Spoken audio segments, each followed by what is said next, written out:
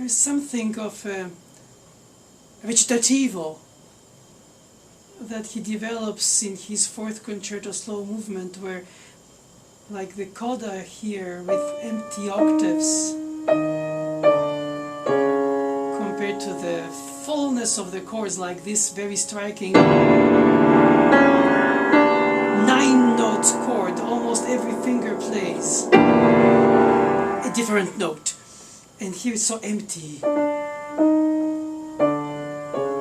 and lonely and suspended. He has that opposition of characters in the fourth concerto.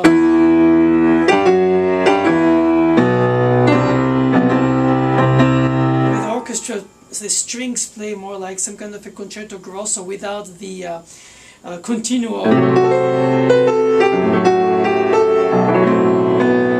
harmonizing it, but leaving it bare, skeletal, dramatically questioning us directly, as if without any sense of seduction, just the truth.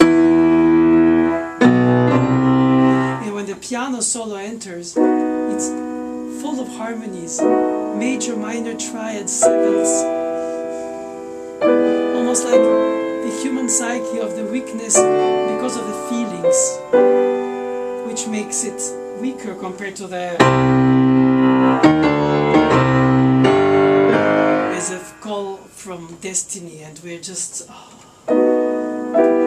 so helpless compared to it. And here we have it in the fullness of these chords, like the chorale of the piano, and here would be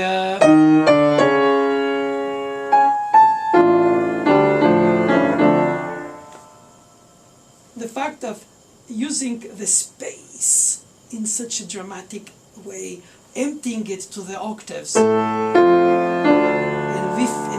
filling it to its maximum with resonant dissonances and thirds and minors.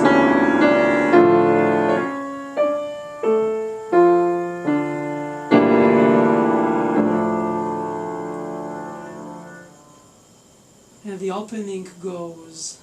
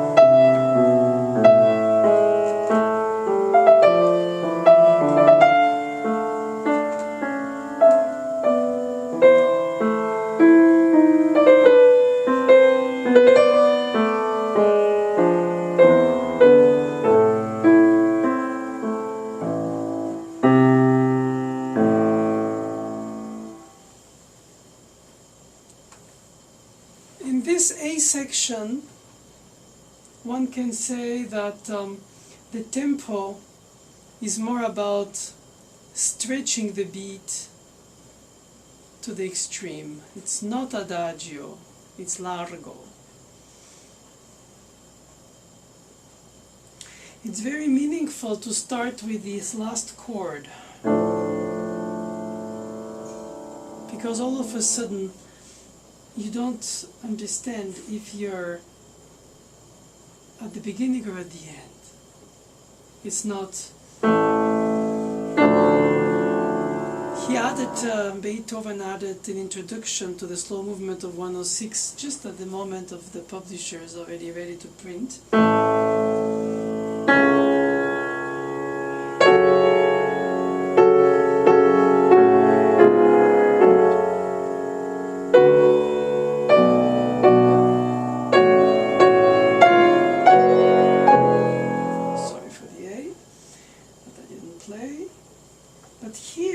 Starts on the downbeat, on the tonic. There's something of a exhaling. Schubert in his Arpeggione Sonata introduction also starts with the last chord.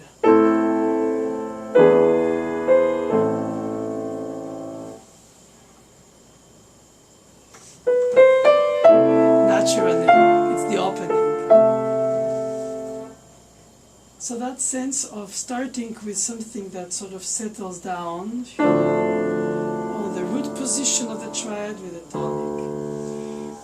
The challenge for the pianist is to play all the notes together, soft, deep, and with length of sound, because of the 6 slow eighth notes that it has to last. And Beethoven uses a lot of field harmony with notes.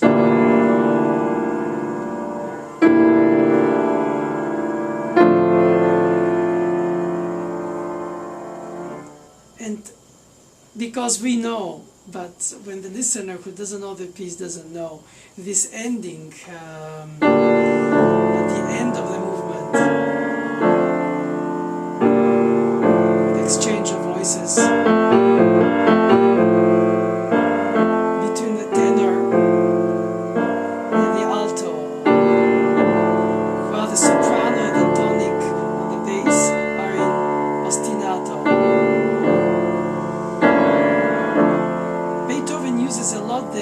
Ostinato of the tonic on the 7th degree, and not leading tone alone and then tonic, but leading tone and tonic in a kissing dissonance, bittersweet.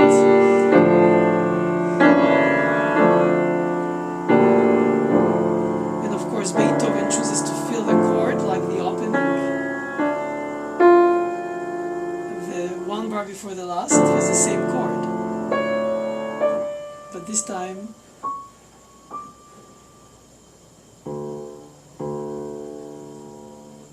in suspended loneliness, interrupted silences by the Accaciatura, and not as a last echo, but becomes. And the fermata is after the note, in other words, on the rest that follows. Always the idea of the pregnant vests, of the silence that's interrupted by, well, that didn't speak.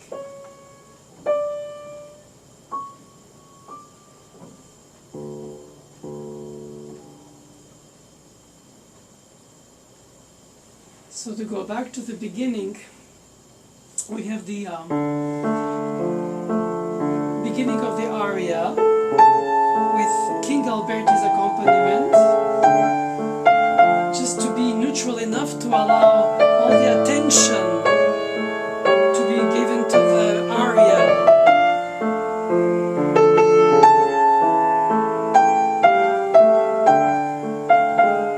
What is more striking for this aria is not so much the melodic drawing, is rather the insisting repeated note. Fa fa, do do do.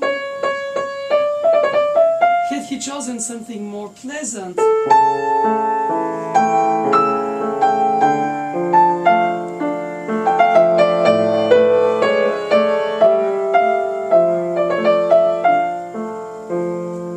of continuous melodic step motion to be pleasant and less austere as the opening.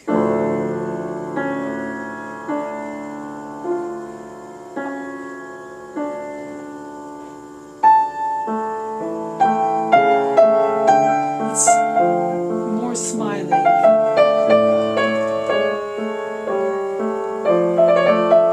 The smile of the heart, not of the face, just opening, giving to us with the leap of the octave for that gesture of generosity. Whenever the opening is in tortured intervals melodically, minor seconds, diminished fourths or diminished fifths, tritons,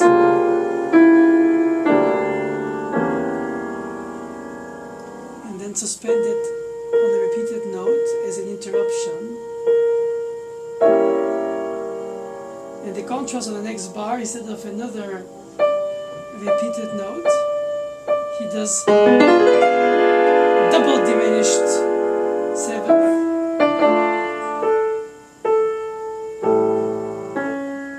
And this introduction of sorts brings the aria of this A section. It is striking for the pianist to be able to play the depth of the chords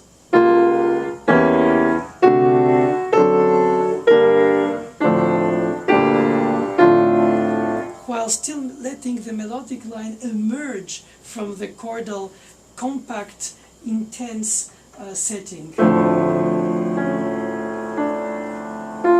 But not too easily heard. It sort of emerges out of the stuffed chord. Perhaps Schumann would have done a disposition with more aired disposition, like a vocal SATB disposition.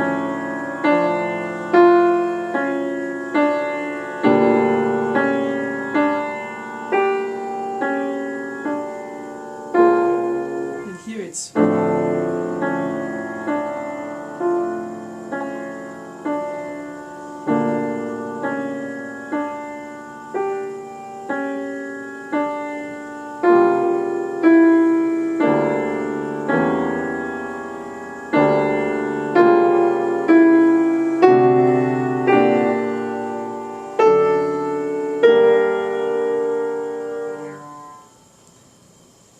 this interruption of the subdominant comes from the beginning of the dialogue between the bass melodic line and the soprano.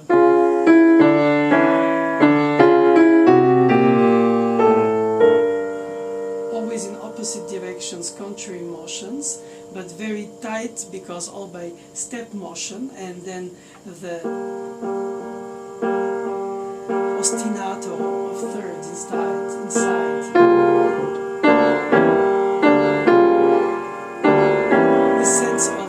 stagnancy, of deep staying in one root since the beginning, and the melodic line trying to just move without any striking interval, just step by step. And inside, dressed in this like horns and trombones. In the development, when he will be using this inner chordal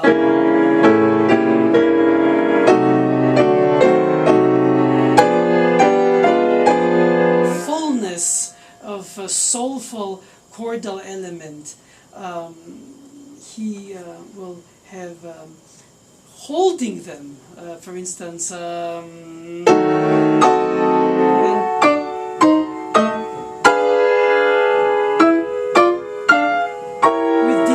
not staccato, because it's literally staccare, detaching or chopping, but not cute staccato, short staccato, wet staccato.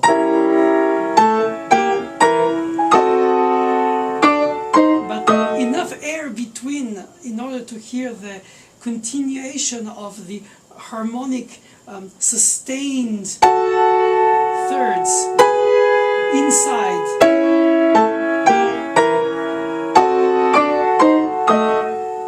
Will happen in the development, but in the opening section we only have it as legato. We don't have the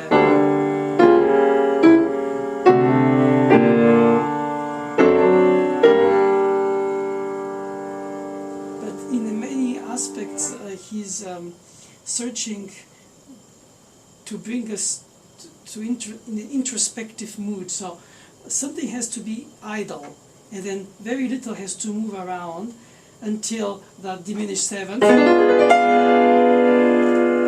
which comes only 6 or so bars after this opening, and then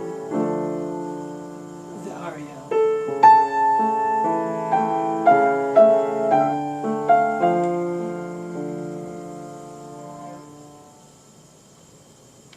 In conclusion to the exposition, we have a dominant appoggiatura in the bass, with a German sixth or the 5 of 5, secondary dominant, stuck on it, and he goes, and he insists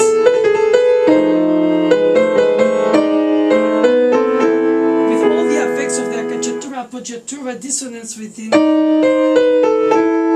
flat 7 and 7 leading tone,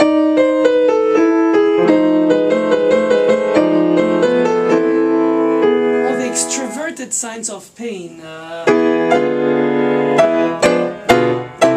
in this case all detached, and the interrupted silence for the coda of the exposition, and then again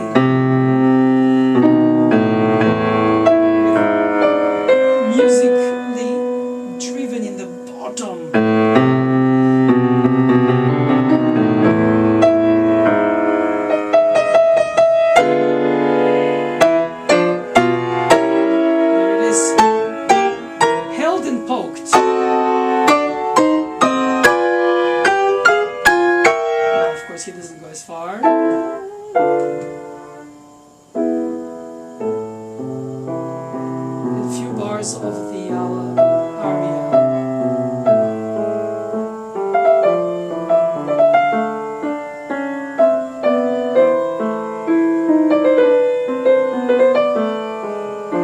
So unlike the first time the aria with accompaniment was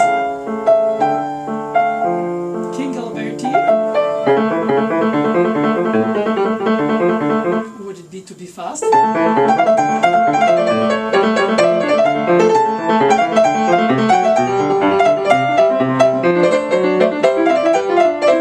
It's not an allegro, not even a presto. So in the extremely stretched largo, the accompaniment, willingly simple, not to shed any shadow on the singing part. In the coda of the exposition, the aria goes back, but this time the accompaniment is no more with Alberti, but it is with chromaticisms, tortured and descending, lamenting, and this time really taking away from the attention from the soprano.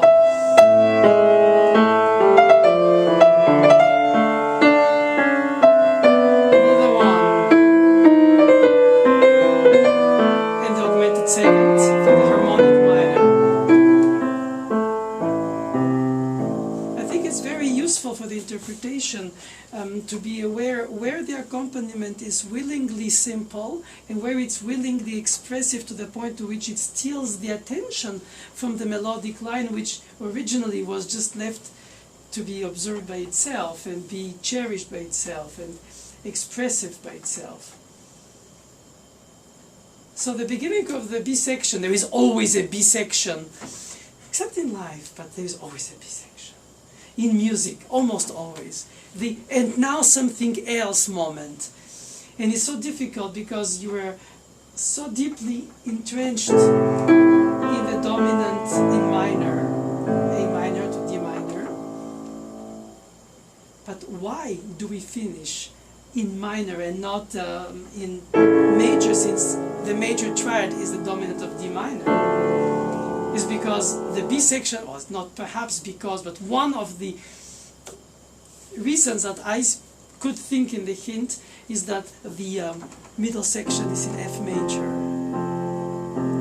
And so from A minor to F major we only have a bifocal cadence by the third. A minor, F major, A minor, F major, A minor, F major.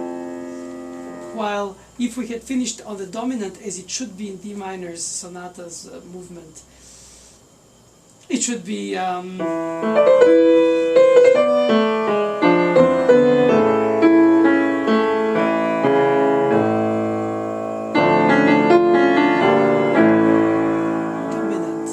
But then F major could not come as naturally, as easily as just dropping a third.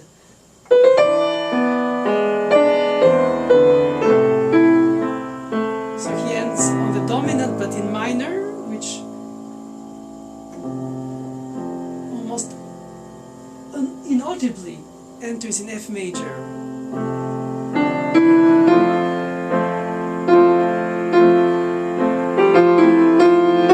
With this kind of low, brassy, ostinato, double, triple.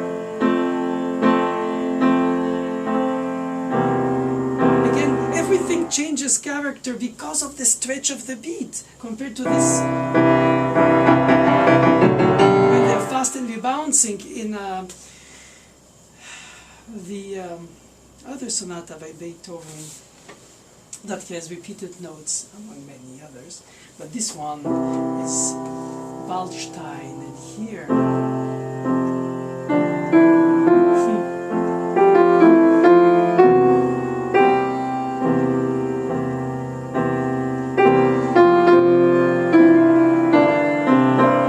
chords have to be repeated inside the lifting of the key, not to have ta-ta-ta but ta-ha-ha, which allows to rise, the melody to rise in octaves without effort, since he indicates piano for the bass and piano for the top.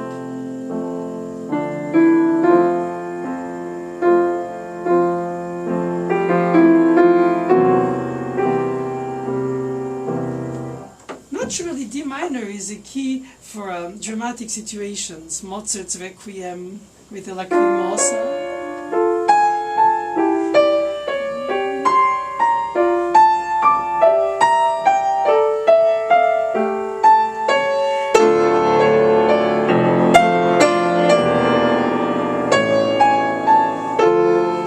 Or the opening.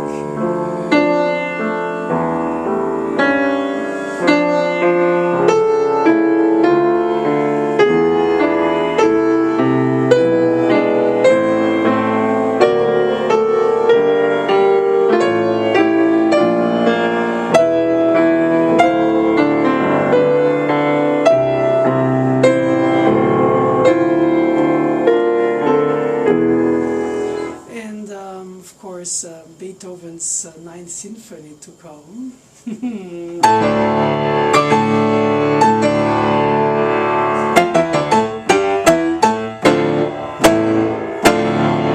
So far from... Of course, D minor is D minor in general, but I think it implements a lot of dramatic things. Mozart's Don Giovanni.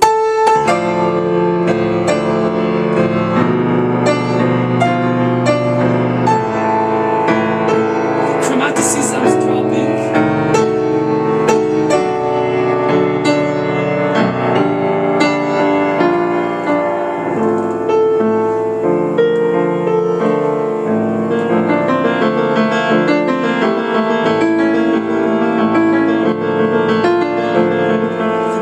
Concerto K466.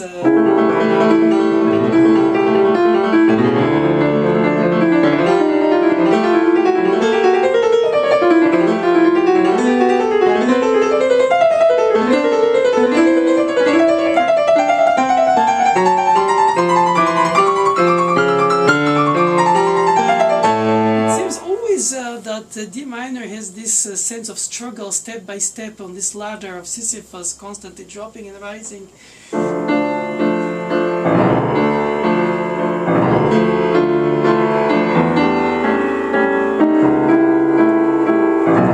Because it's in the eye of the beholder. I don't know if it was meant as such, but even in Haydn's Symphony 104,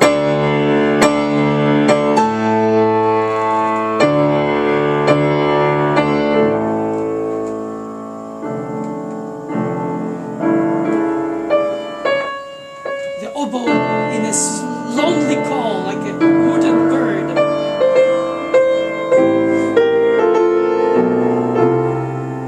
And then the relative major.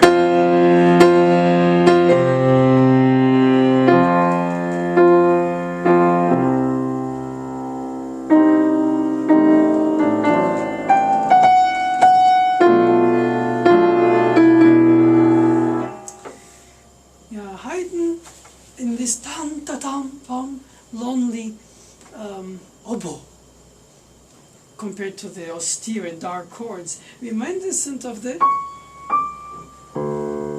like, the last few bars of this sonata slow movement. And in the coda of the introduction of Haydn's 104 I just started, not in this tempo, slowly, he goes subdominant, Neapolitan, like a sandwich top, and then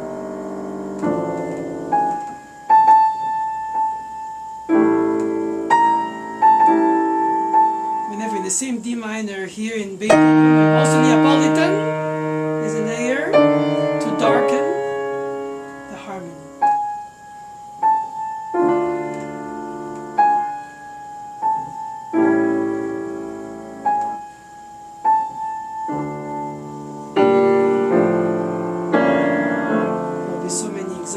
To more D minors in that first Viennese school.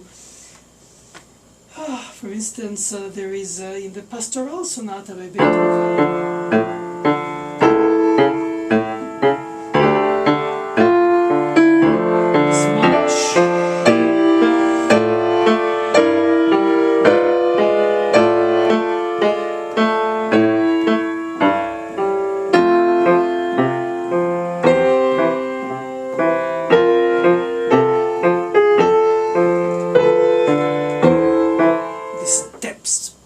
on the left hand mercilessly. Here it's even more dark because it's even pace, it just stays. It's like as if each note brings us bottom down deep in the abyss.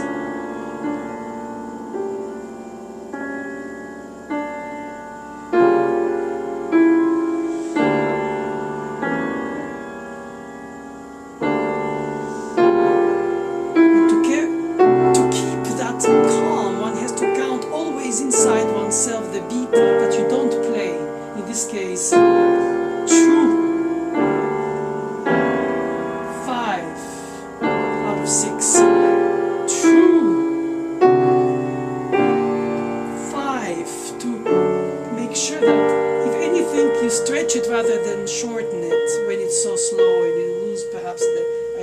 you are.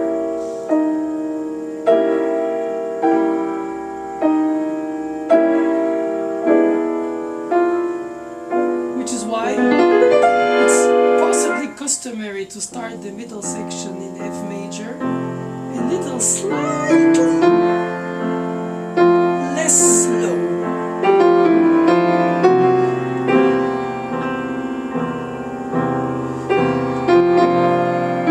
But not too fast, because in few bars there will be this absolute Sturm und Drangisch.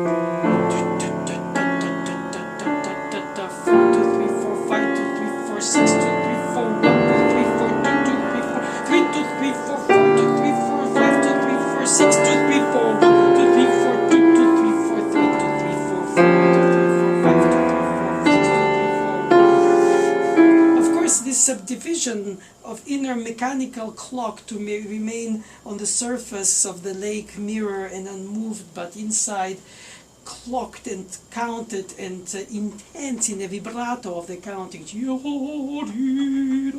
but of course vibrato less on the surface.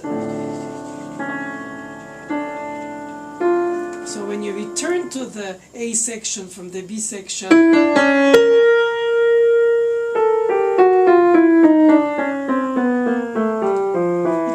fascinates me when Beethoven does these bridge connections and uses chromaticisms willingly or unwillingly, doesn't want to appear like he's calculating exactly the amount of 30 seconds that he needs to chromatically arrive to the tonic, and then when he needs, he just leaps by whole tones instead of semitones. So all of a sudden here I have full chromaticism, but only 4 left. Arriving at the minor third, which is not by itself wrong, because it is part of the harmony. But he wanted to arrive on the tonic and not on the third, I mean on the root.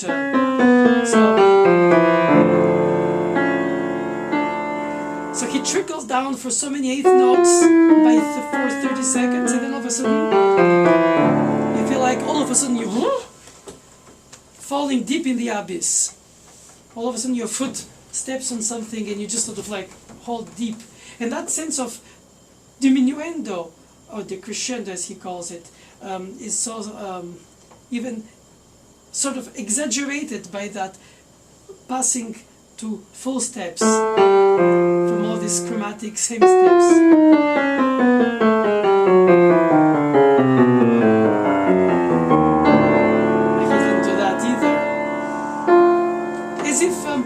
A sense of improvisatory spontaneity to the impression that is left to the performer, by the performer rather, to the listener.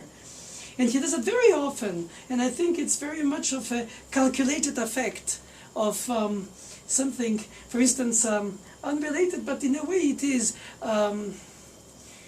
So many thoughts come to mind. The development of the Appassionata. He uses quintolets.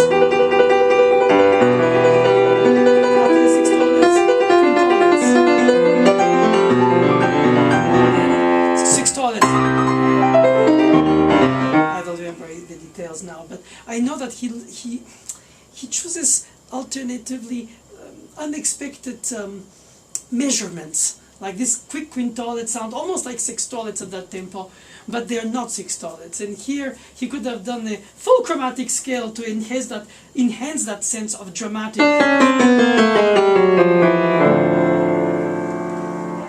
But no.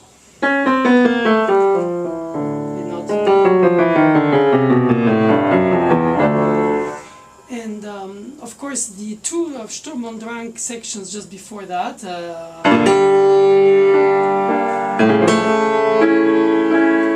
And then they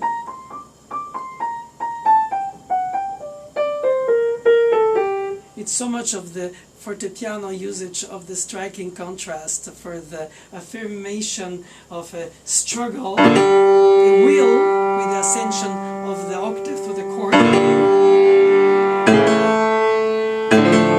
He had a fortepiano. He could have written like in the first soft chord that is all together. He's not writing. He doesn't want an effect there of drama. He just wants something very cold in the dark austerity. And he doesn't even do the introduction to notes, which he added at 106's slow movement. He just starts there. And we have in mind the end of the first movement of this sonata.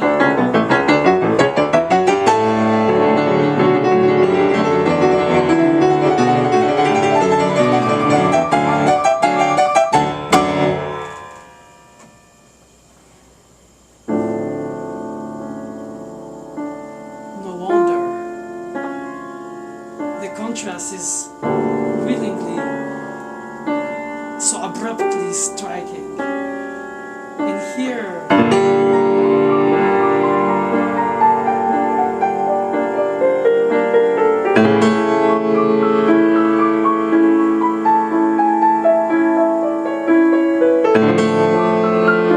think he indulges it very well.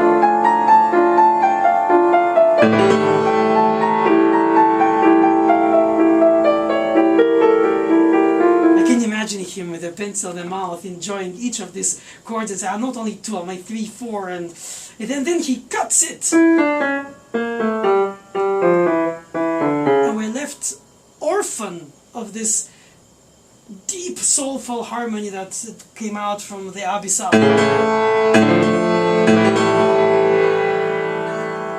and no more."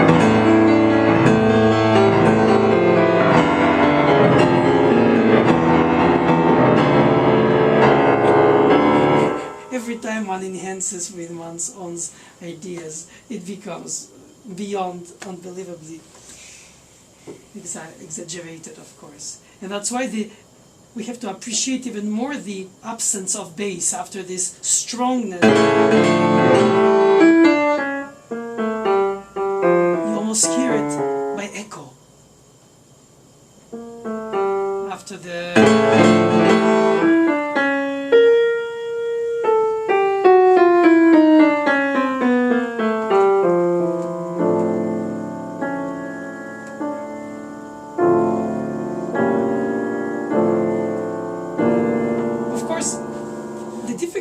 for a pianist in a slow movement of that scope, capacity of expression, stretch of the beat into a melodic line that is beyond their horizon, so much is stretched, that the danger is to slow down and not to play slow but to play slower. That's why the wisdom is to start the movement with a tempo which, while being transmitting the sense of idle austerity and deep sorrow and sadness, or at least, if not sadness, we don't know, but some kind of seriousness, gravitas, but not slowly. So if you force yourself to play the opening slightly faster than you would do because of the mood of the section of the opening, then you have the 5 and 6 and 1 and 2 and 3 and 4 and 5 and the 6 and the 1.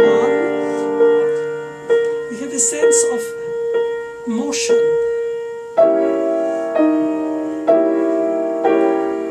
And inevitably, when you have some specific dramatic chords that are so displayed and delayed and blossomed till the moment the dissonances of the combined double triton diminished seventh squeezes our soul,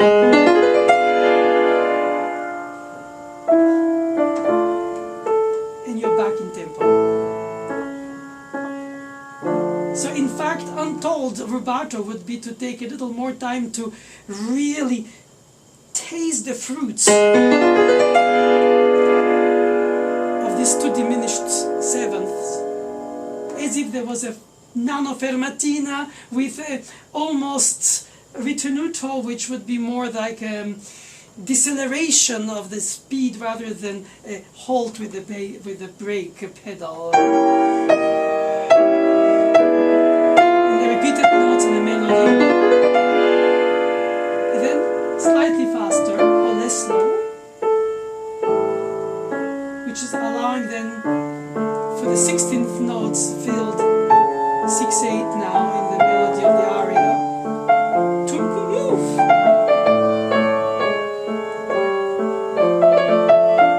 As long as the repeated notes are inside the keys. And of course the quality of the legato is so determining for the tempo, because if it takes us longer to overstay the welcome and then release the tension of the last one to the next, and regardless of the pedal, do it in the finger pedal.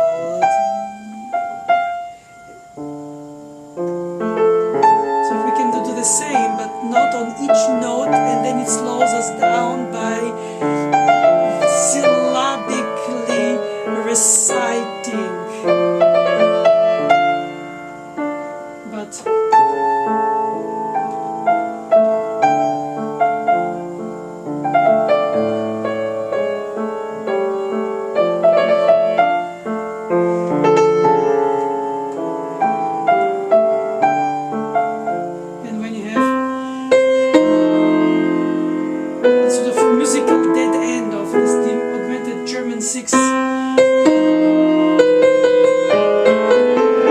hitting its head on the dominant without knowing where to go. And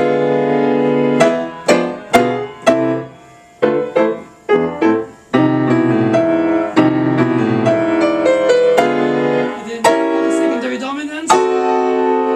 Anyway. And back.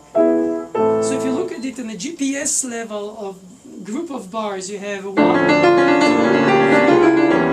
4, 5, 6, 7, 8, 1. Okay, 4 and 4 most likely, but 8. So then you have 1, 2, 3, 4, extension, 5, 6, modulation, to C major, 7, 8. Sorry for that. And then again 1, 2, 3, 4, 5. With the bass, with the tenor, 6, 7,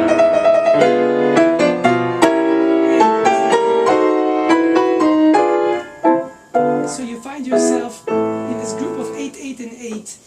Of course, that is easier said than done if visualized by the score looking at, or by imagining it as an architect seeing a blueprint become three-dimensional finished work, proportions, sections, air, situation, disposition, exposition to the light or to the wind, etc., etc. Architecturally said, it's easier to think of it as a moderato andante. Expressively for the mood of this lugubre, I don't know if it gives in English, morning mood. It's obviously a largo rather than adagio. So in order to merge the two, you have to find some kind of a largogio, or, well, I like to use this combination of hybrid words like andagio, largante.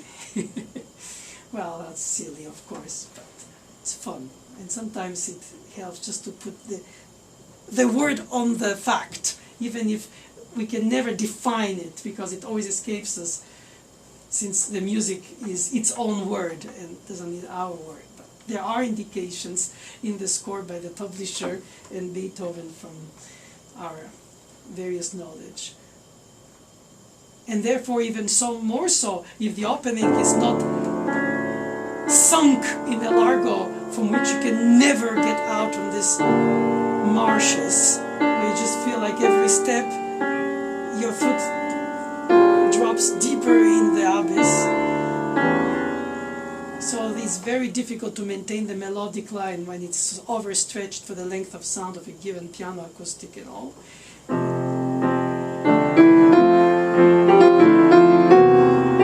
It's not a lighter mood, but it's a lighter key, with a colorized by F major.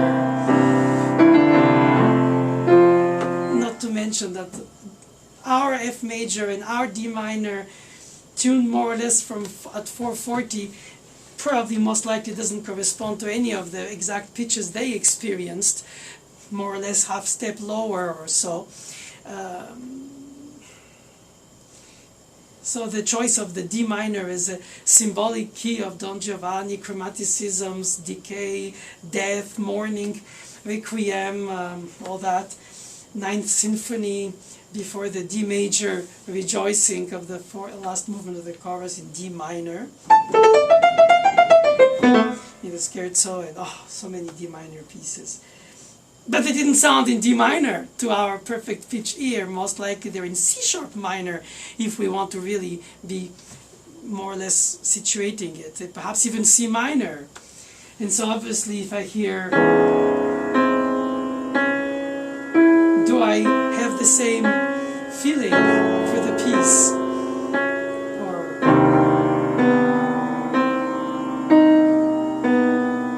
Some argue yes, some argue no, after all it's only transposition.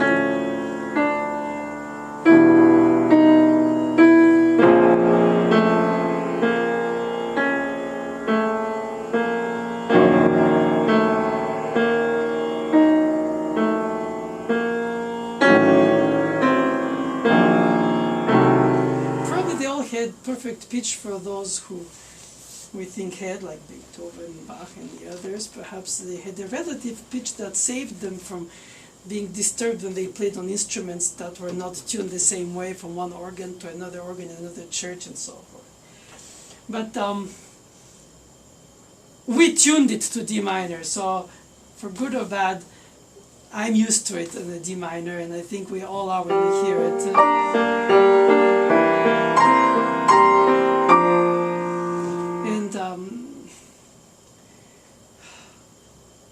There is so much to express and so little to overstep above and beyond the frame of the piece.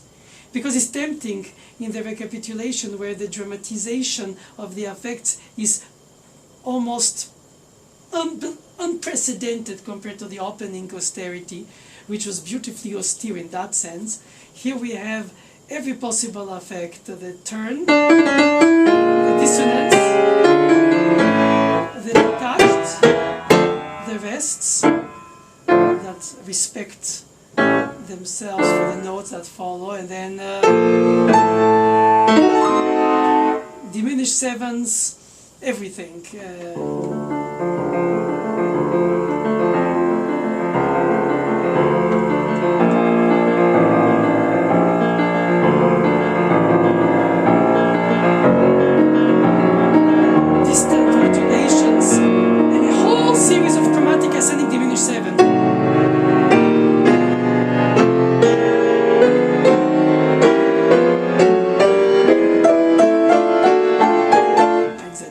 But it reminds me of in 466, which Beethoven played when he was young, and here he writes in a slow motion, almost like a Bach chorale, like O Mensch, bewein deine Sünde groß. Ascending chromaticisms.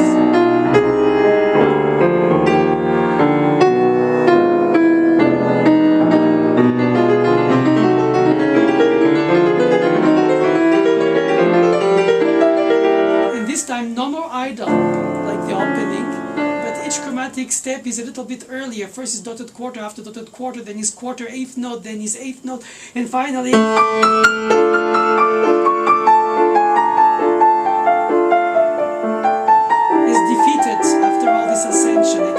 steps and Sisyphus. No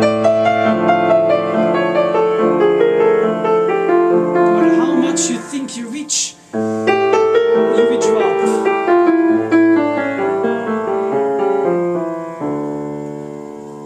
He concludes with a sort of Brahmsian, of course, let's invert. Brahms concludes often like Beethoven when he has these moments of just abandon.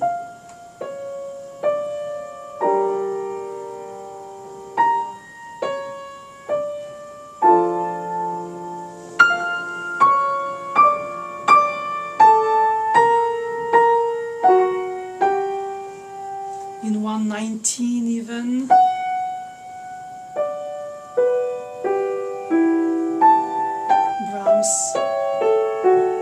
Has this kind of dropping notes. You hear they're organized by dropping fourths and some diminished.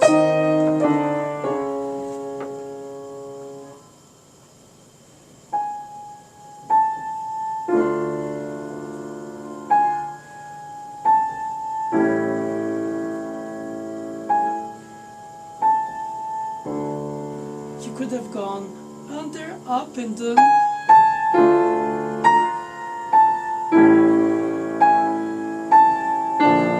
In another deceptive. And finish perhaps plagal. Oh, with it. Triton, Picardy third. That was terrible. But even so, he could make it in minor.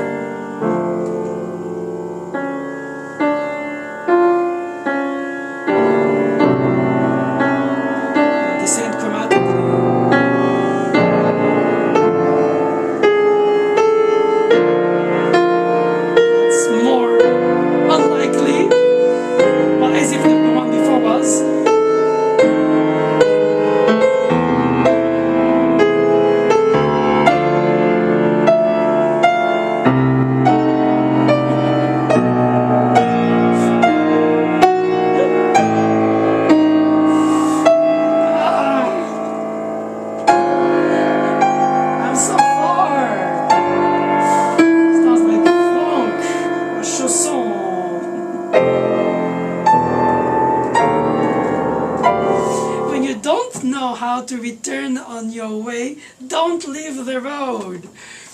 Which is what happens very often when I improvise without thinking ahead. Thankfully, the simplicity of Beethoven makes us surrender all our imaginations of further developments.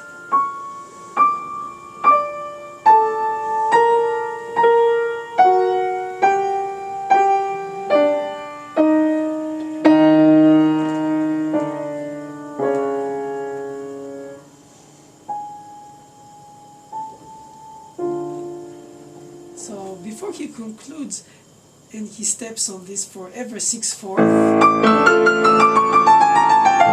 dominant, what we call dominant pedal obviously, he finishes, but he still has to conclude. You would have expected from anybody else a 6/4, fourth. 104 by Haydn, all the numbers.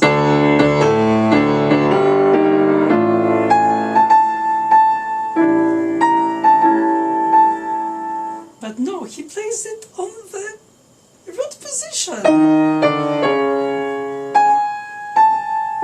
Again, that sense that it's always ending. Since the beginning, I'm ending with these root positions. A sense of gravitas idol.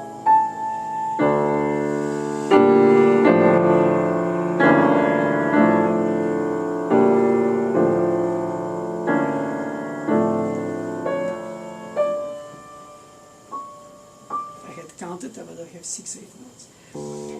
In fact, the more one talks about it, the more one describes it, one deciphers it in the sense of what could be behind the notes and guess, and the more the words belittle it, and the more the music enhances its mystery that connects to our deepest soulful searches.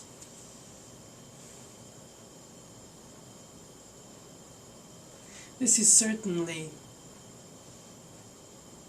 a very introspective question, which is so strikingly answered on root position since the beginning.